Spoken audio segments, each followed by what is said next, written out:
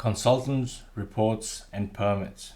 Let's start with consultants. All the different consultants that you need. Eventually, all you're looking for is some advice or some drawings or some reports. So let's look at what's involved in consultants. You've got lawyers, accountants, development manager, project manager, other consultants, and we'll get into that in the next video. Finance broker, insurance broker, and so on. So let's start by selecting the right consultants. So for you to be able to select a consultant, for example, you're going to select an architect or an accountant.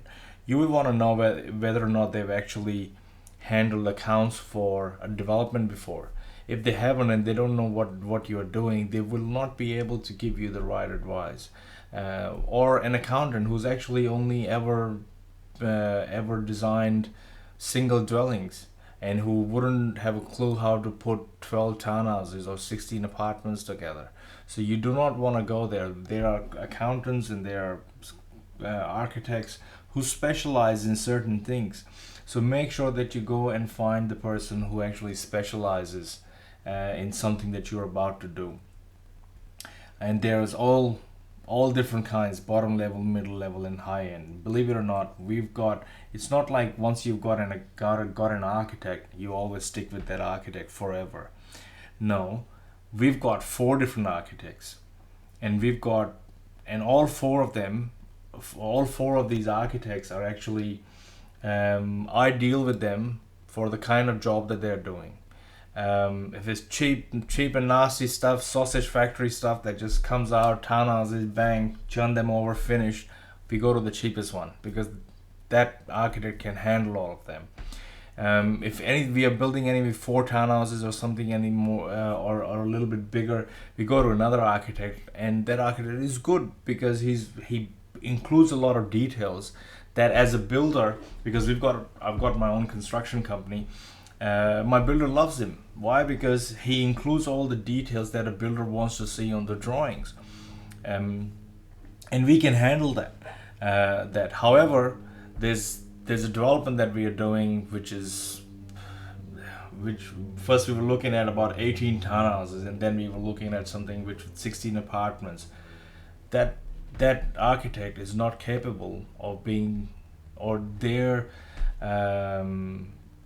designing ability is not to that mark where that kind of product, they can handle that kind of product. So I've got to go to another architect.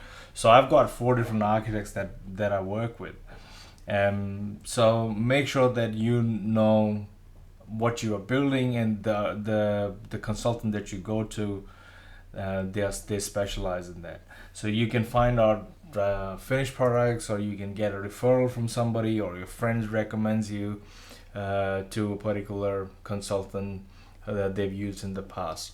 Make sure that they've all got their professional indemnity insurance, and the reason I say that is because after being in the industry and looking at it closely, I've realized that this industry, especially construction, is a finger pointing, blame game, cover my backside kind of industry, where if something goes wrong, everyone's looking to blame somebody else, and at all times, that's how the law is, and that's how the industry is.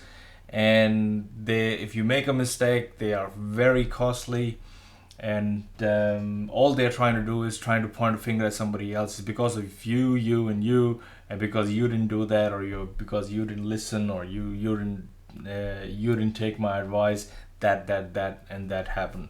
So make sure that you do not get in the middle of this blame game, and you have to cover your backside as well. So make sure that the consultants you get, make sure that they've got their own professional indemnity insurance. Lawyers, you would need a conveyancer, you would need property lawyers. There are property lawyers who actually are glorified conveyancers. They can't do anything more than that. Anything else that they want to ask them to do, they charge you an arm and a leg, and what comes out on the other end is totally different from what you were looking for. So make sure that you got a good property lawyer. and some of them think that they know what they're talking about, but they've actually never put together a contract like that. My no money down deal, you won't believe, the lawyer that we engaged, they turned on us because they couldn't digest the fact that it was, for me, it was a no money down deal. I wasn't putting any money in. So just remember that before you choose a good lawyer. Accountants, they will help you to determine the best ownership vehicle or the financial structure that we spoke about earlier. They will understand. They will help you to understand property tax. Whoops. And file BAS statements. They might even hook you up with a bookkeeper who can come and do your accounts. Development manager, the things that I do, that's my website. We're actually gonna put a new website very soon over there. We're undergoing a different branding altogether.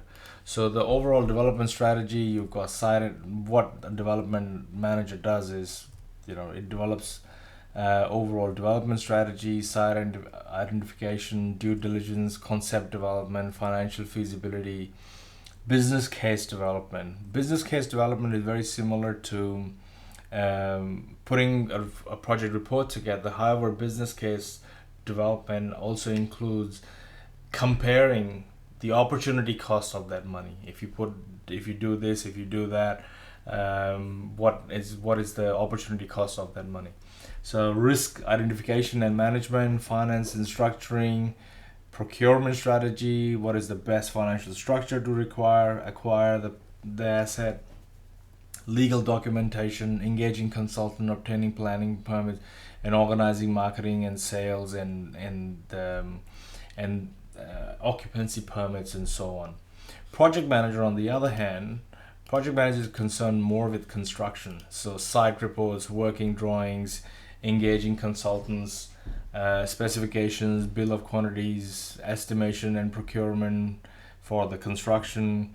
So all these things, a builder can be a project manager, but a project manager usually has 2 or 3 jobs under them, and basically they put a program together, how the construction is going to unfold, and what they can do, how the construction is going to unfold, and what's going to happen when, and which trade would be required on site when.